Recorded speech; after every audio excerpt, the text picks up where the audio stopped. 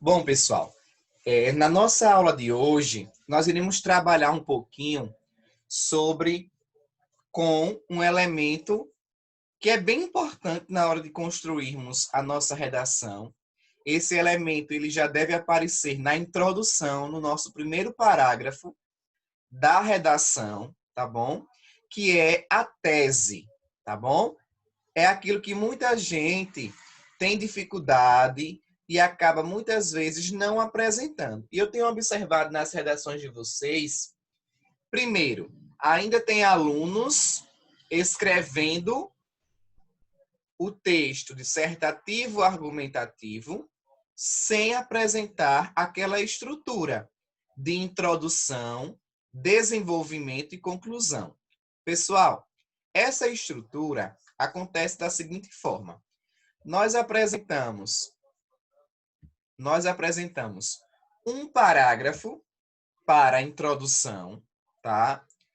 2 ou 3 parágrafos para o desenvolvimento. Eu sempre aconselho os alunos a fazerem 2 parágrafos para o desenvolvimento e 1 parágrafo para a conclusão. No total, são 4 parágrafos apenas, tá? Tem aluno escrevendo 8, 9 até 10 parágrafos. Mas quando você vai contar cada parágrafo, só tem 2 linhas. Então, não há condições, tá? De você escrever um parágrafo com 2 linhas para um texto dissertativo argumentativo. Não dá para você apresentar uma informação e comentar sobre ela em um parágrafo com 2 linhas. Então, pessoal, a gente tem que rever essas questões, tá bom? A estrutura de introdução, desenvolvimento e conclusão segue essa quantidade de parágrafos. É 1 parágrafo para a introdução, 2 ou 3, eu recomendo 2 para o desenvolvimento e 1 para a conclusão. No meu primeiro parágrafo, pessoal, eu vou apresentar a tese. E o que é a tese? Primeiro vamos compreender, tá? O que, afinal, é a tese? Uma tese, pessoal, literalmente do grego significa posição. É o que a gente costuma chamar de opinião, ponto de vista, posicionamento crítico. Quando falamos em tese, estamos falando do seu posicionamento no decorrer do texto. Mas você sabe como o Enem costuma cobrar isso? Vamos ver aqui.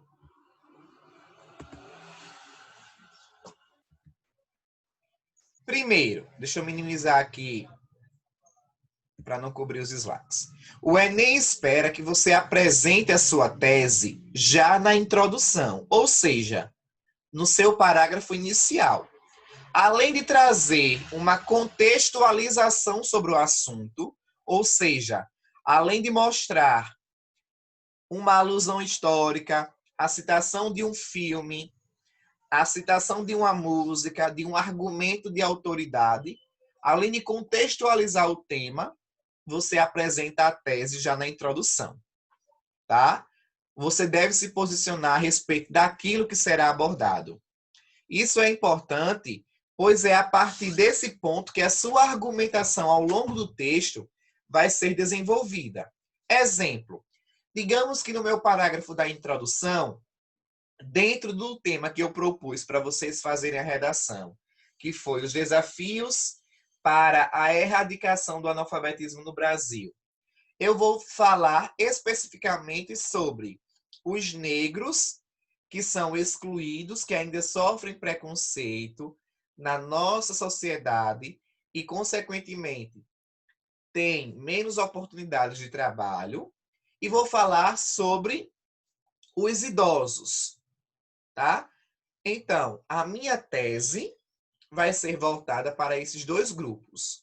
Então, eu vou dizer que, dentro desse tema, né, do analfabetismo, dentro da realidade do analfabetismo no Brasil, destacam-se 2 grupos, os negros e os idosos, tá? Então, isso quer dizer que, ao longo da minha redação, eu vou falar sobre os negros e sobre os idosos como dois grupos que sofrem com o analfabetismo. A minha proposta de intervenção, a minha conclusão, que é o último parágrafo, deverá ser voltada para esses dois grupos, tá bom? Isso eu estou dizendo para mostrar a vocês que todo o texto ele tem que estar em harmonia. Não adianta você falar sobre uma coisa na introdução, na tese, no desenvolvimento falar sobre outra que não tem relação com a tese e terminar a conclusão com uma proposta de intervenção que não tem nada a ver com o que você apresentou ao longo do texto, tá? Eu estou falando sobre os negros e os idosos analfabetos no Brasil e a minha proposta de intervenção vai ser para os surdos. O que é que tem a ver com o que eu falei ao longo do texto? Se eu não falei sobre nada de surdos no meu texto. Então, o texto por completo, pessoal, ele tem que ter essa harmonia, tá? Ou seja, você deverá defender a tese que você apresentou no início do texto ao longo de todo o texto. Assim, na argumentação, você irá trazer argumentos que são o quê? Dados estatísticos, informações, citações de autoridade, que demonstram que aquele seu posicionamento tem validade, tá bom? E todos os seus argumentos vão servir como o quê? Como prova, como aprofundamento para essa tese. Mesmo que seja a sua opinião, nós sabemos, pessoal, que o texto dissertativo argumentativo é um texto de opinião, tá? Mas você não pode, não deve usar expressões como eu acho que, eu penso que, para mim, tá? Nem na primeira pessoa do singular, nem na primeira pessoa do plural você deve escrever. Sempre ser impessoal. Então, expressões como o nosso país precisa de mudanças. Não pode, porque nosso é em primeira pessoa e indica aí pessoalidade. Então, pessoal, sempre usar aí, sempre manter a impessoalidade, tá bom? 4. Sustente a sua tese até o fim. Não adianta nada você construir uma introdução legal, trazer bons argumentos e, na conclusão, dizer o oposto daquilo que você está defendendo, que foi o que eu falei anteriormente. É importante, então, sempre ter cuidado para ser coerente em seu posicionamento. Tá legal? Que tal ver exemplos de redações nota 1000 do Enem 2017 para ver como estes candidatos inseriram a tese em seus textos? Então vamos ver aqui na prática, pessoal, como é que a gente aplica, como é que a gente constrói a nossa tese. Quem gostaria de ler essa primeira introdução aqui, desse primeiro exemplo? Lembrando que o tema de 2017, tá? Foi os desafios para a formação educacional de surdos no Brasil. Então, o tema queria aí propor uma reflexão, propor soluções para a educação voltada para os deficientes auditivos, para os surdos. Quem gostaria de ler aqui o exemplo 1? Deixa que eu leio. Oh, coisa boa, um candidato aí.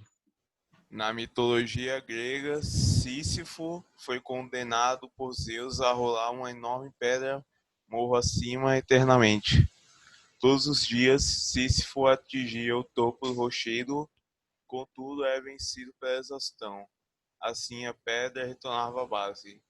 Ordienamente, esse mito assemelha-se à luta cotidiana dos deficientes auditivos brasileiros, os quais buscam ultrapassar as barreiras as quais os separam do direito à educação. Nesse contexto, não há dúvida que a formação educacional de surdos é um desafio no Brasil, o qual ocorre devido não só à negligência governamental, mas também ao preconceito da sociedade. Muito bem, Zeca. Zac, obrigado pela participação. Então, se a gente for observar a introdução desse candidato, ele usou o que, pessoal, aqui? Uma alusão histórica, tá? Ele remeteu o que? A mitologia grega. Isso é história, tá? Dando um exemplo que, comparado com a realidade, essa expressão aqui, pessoal, odiernamente, tem valor de atualmente, ó. Quer dizer o quê? Odiernamente quer dizer atualmente, nos dias atuais, porque a expressão atualmente ela é muito clichê. O que é algo clichê? É algo muito usado que deve ser evitado, tá? Então, quando você quiser usar a expressão que dá uma ideia de atualidade, de tempo atual, você usa odiernamente, tá bom? Fica mais elegante e foge aí do clichê que todo mundo usa, que é atualmente. Então, ó, ele contextualizou com uma alusão histórica o tema. Depois que ele contextualizou, ele traz para a realidade, dizendo que esse mito, tá, da mitologia grega, ele o quê? Se assemelha à luta dos surdos no Brasil, que buscam enfrentar as barreiras que separam o direito que eles também têm de ter acesso à educação, como outra pessoa qualquer tem direito também, tá? Então aí, ó, no fim da introdução, ele apresenta a tese. Nesse contexto, não há dúvidas que a formação educacional de surdos é um desafio no Brasil, o qual ocorre devido, então eu destaquei de vermelho, dois problemas que vão aqui construir a tese da redação desse candidato. Primeiro, qual é, pessoal, o primeiro problema aqui que eu destaquei? Qual foi o primeiro problema destacado na introdução? Negligência governamental. Isso, a negligência governamental. Isso quer dizer que o governo ele está sendo omisso, que o governo não está o quê? Criando condições favoráveis para que essa educação aconteça, tá? Então eu vou falar sobre isso no meu primeiro parágrafo do desenvolvimento. E aí eu apresento outro problema, que é o quê, pessoal? Qual é o segundo problema da minha tese? Preconceito da sociedade. Isso, que os surdos ainda enfrentam preconceito.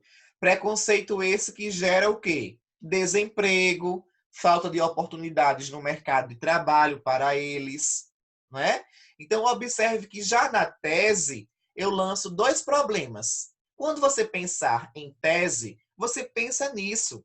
Dois problemas que, na minha opinião, que no meu ponto de vista, que de acordo com o meu posicionamento crítico, enquanto cidadão, merecem ser discutidos ou merecem ser discutidos, já que são dois problemas, ao longo da minha redação, tá? Então eu vou atribuir esses desafios da educação, da formação educacional de surdos no Brasil, a esses dois problemas: a negligência governamental e ao preconceito da sociedade.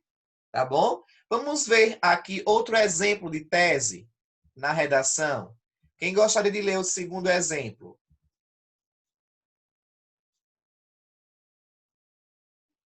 Na obra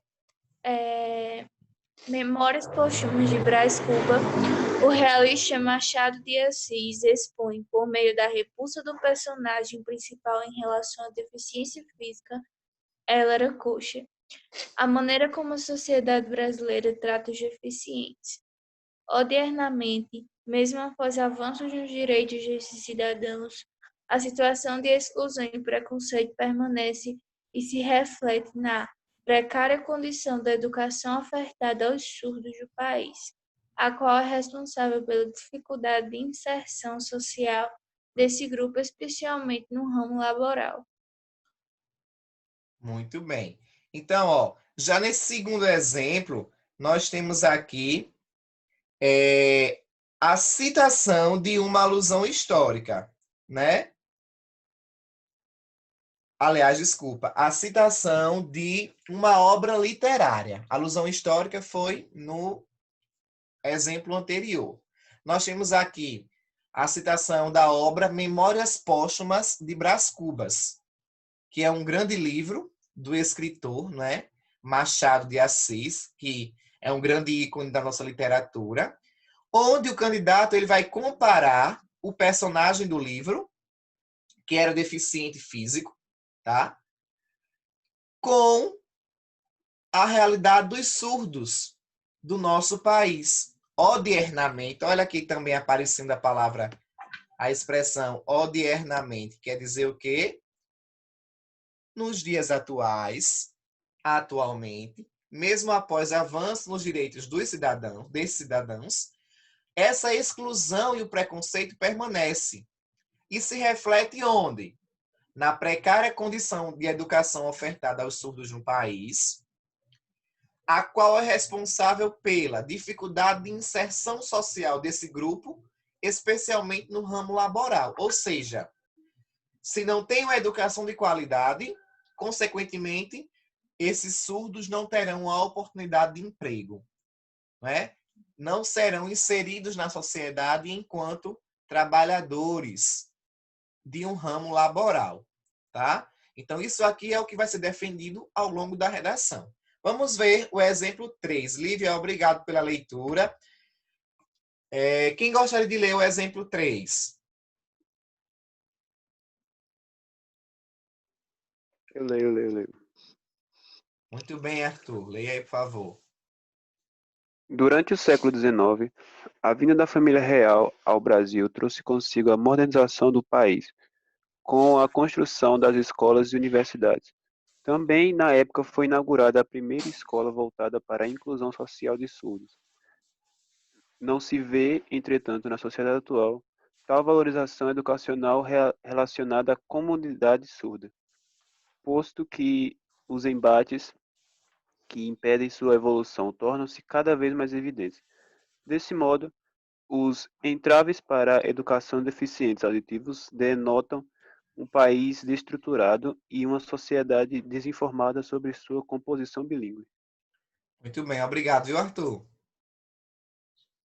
Então, pessoal, no exemplo 3, que o nosso amigo Arthur leu, nós temos também aqui um contexto, não é, que fala sobre a chegada da família real ao Brasil, que trouxe o quê? A modernização para o nosso país. Escolas, universidades. Dentro dessa construção, foi feita e foi construída o que na época? Inaugurada. A primeira escola para a inclusão de surdos no Brasil.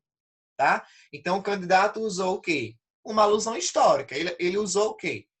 Algo que faz parte de qual área do conhecimento? A história. Tá? Trazendo para a atualidade, ele diz, não se vê, entretanto, na sociedade atual, tal valorização educacional relacionada à comunidade surda. Então, desse modo, os entraves para a educação de deficientes auditivos denotam um país desestruturado, ou seja, então ele vai falar sobre a falta de estrutura do país para lidar com essa educação. E também ele vai falar, pessoal, sobre a desinformação da sociedade sobre a sua composição bilíngue. Quando ele fala em composição bilíngue, pessoal, ele quer destacar de forma implícita a língua que foi implantada no Brasil para os deficientes auditivos. Qual é, pessoal, essa língua? Como é chamada?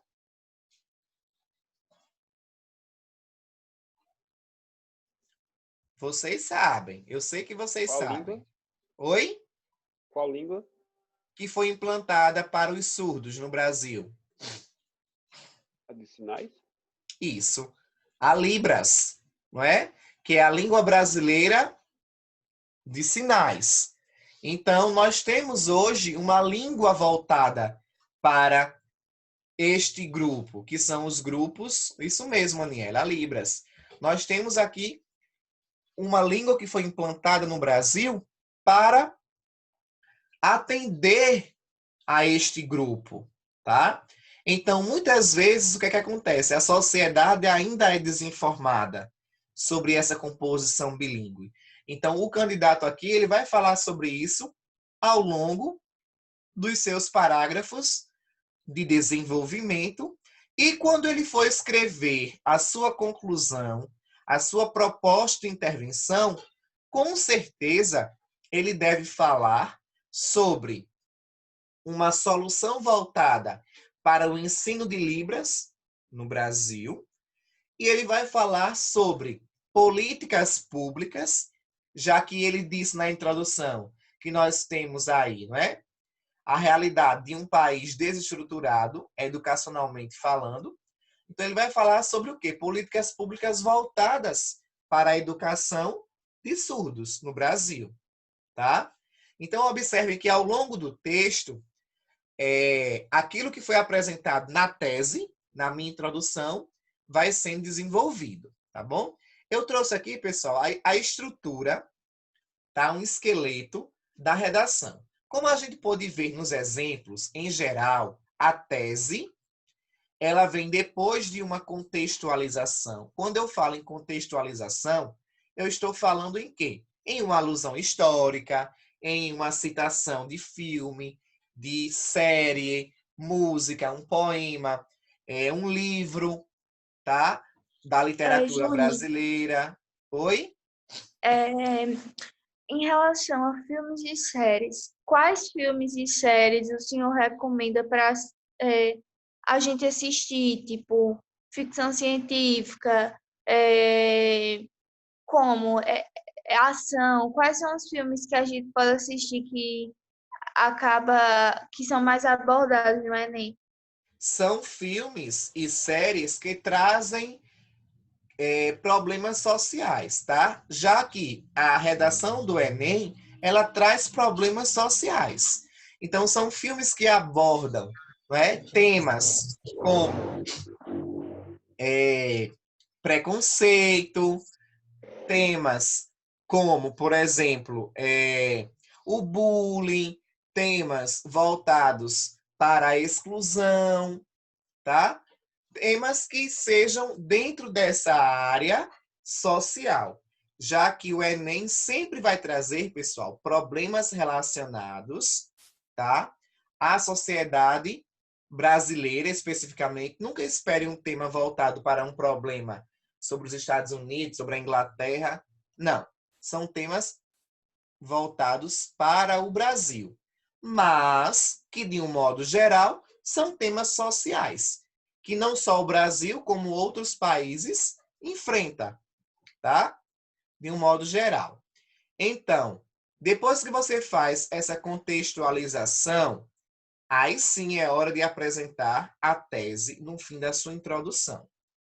Primeiro você apresenta o que será abordado, depois você mostra o que é que você vai defender ao longo do seu texto.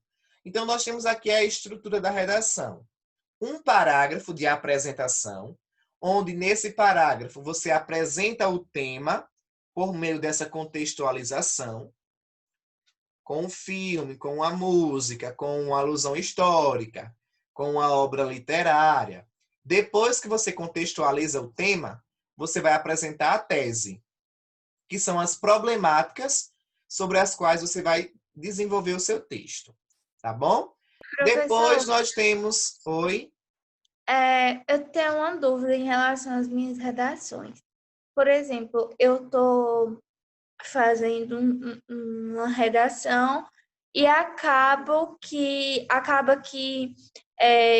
é um tema que não é discutido no nosso país, que o governo não está nem aí para a gente. Eu posso falar, eu não falo mal do governo, mas eu posso falar aquilo que o governo não faz. Por exemplo, como se fosse, falar mal do governo, mas, falar o que ele deveria fazer. Você vai usar a expressão negligência governamental. Quando você fala em negligência governamental, você está dizendo, em outras palavras, que o governo está sendo omisso, tá? E o que o governo deveria ou deve fazer, você apresenta na conclusão, tá? Na proposta de intervenção. Assim, cabe ao governo federal, por meio do Ministério da Educação, o Ministério da Cultura,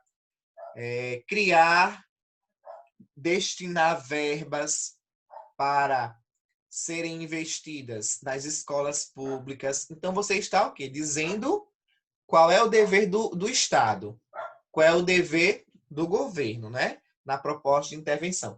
Que justamente a ideia da proposta de intervenção é essa. É você apresentar aí soluções para resolver o problema, tá bom? Então, depois que eu apresento o meu parágrafo de introdução, eu vou escrever 2 ou 3 parágrafos para o desenvolvimento. Cada parágrafo do desenvolvimento com uma argumentação, que foi o que eu falei no início da aula. Se eu escrevo 2 parágrafos, eu tenho que ter 2 teses, onde em cada parágrafo eu vou falar sobre uma tese, sobre um argumento, tá bom? E por último, um parágrafo para a conclusão, onde você retoma a tese que você apresentou na introdução e vai apresentar a proposta de intervenção nesse parágrafo de conclusão, tá certo? Até aqui, mais alguma dúvida? Qual parte que os senhores não entenderam? Falem agora ou calem-se até a próxima aula. Eu acho que eu não tenho nenhuma dúvida, não. Em relação às notas da redação, o senhor vai dar quanto? Hoje, eu falei no início da aula que quem enviou a redação manda para mim o nome completo no privado do WhatsApp e aí eu vou enviar a nota do aluno, tá certo? Quero destacar aqui alguns pontos que merecem destaque, tá certo? Para que vocês não cometam mais estes erros. O primeiro ponto, pessoal, que eu já venho falando é em relação à fonte do texto. A fonte da nossa redação digitada, já que nós estamos em uma realidade agora diferente da manuscrita, em que você produzia a redação e me entregava em mãos. Como você está enviando, a redação ela deve vir no documento Word, tá? Na própria redação, pessoal, eu peço que vocês coloquem o seu nome completo e a série, tá bom? Coloque o seu nome completo, a série, a fonte, anotem aí. A fonte é Arial tamanho 12. Arial tamanho 12. Quando vocês terminarem de escrever o texto, justifiquem o texto, tá? Eu já falei sobre isso. O que é justificar o texto? Você seleciona o texto todinho, deixa ele todo em azul e clica lá na opção que tem no Word, que é justificar. Tem alinhar à esquerda, alinhar à direita, centralizar e justificar. Para que o texto ele fique todo estruturado com relação às margens. Tá bom, pessoal? Sempre façam isso, ok? O afim, pessoal, da nossa conclusão, ele é separado. Tem muita gente escrevendo afim junto, tá?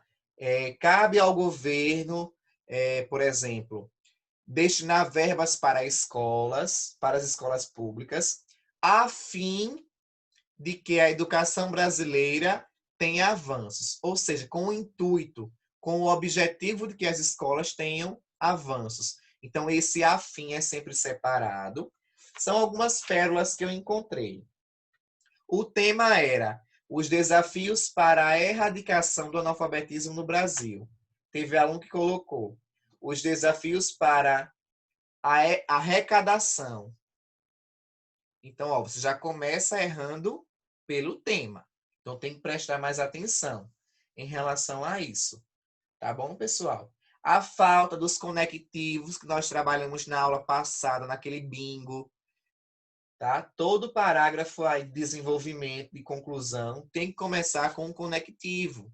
Desse modo, assim sendo, portanto, tem que colocar os conectivos. Tá bom? Deixa eu ver aqui. A falta de tese, por isso que eu resolvi trazer esta aula hoje falando sobre as teses. Muitos alunos ainda não estão apresentando a tese na introdução. Quando eu termino de ler a introdução, me pergunto, Sobre o que esse aluno vai falar, que ele não apresentou nada aqui na introdução. Outra coisa, pessoal, tenham cuidado com os parágrafos expositivos. O texto é dissertativo ou argumentativo. Você expõe uma informação e você argumenta sobre ela. De nada adianta eu dizer que no Brasil, por exemplo, no Brasil, deixa eu ver aqui um dado estatístico, 16 milhões de analfabetos são jovens com 15 anos. Pronto. Disse isso, aí agora eu já vou dizer outra coisa. O que é que eu vou comentar? O que é que eu vou argumentar sobre esse dado estatístico? O que eu tenho a dizer sobre essa realidade de que no Brasil 16 milhões de jovens são analfabetos? Eu jogo a informação e deixo lá ela nadando no Oceano Atlântico, é? Professor, no caso, o senhor quer falar que, tipo, muita gente faz o texto, de vez de fazer o texto dissertativo argumentativo, que é colocar no texto, expor o assunto e E depois argumentar. e argumentar, e tem gente que faz o expositivo, que só faz jogar o assunto, mas não dá sua opinião, é isso? Isso, não expõe a sua argumentação. Pessoal, uma palavra que vocês devem evitar, que vocês não podem escrever na redação, é a palavra infelizmente. Porque infelizmente denota aí algo muito pessoal, tá? Você já está dando o quê? A sua posição de sentimento de tristeza, de inferioridade aí em relação ao que está sendo dito.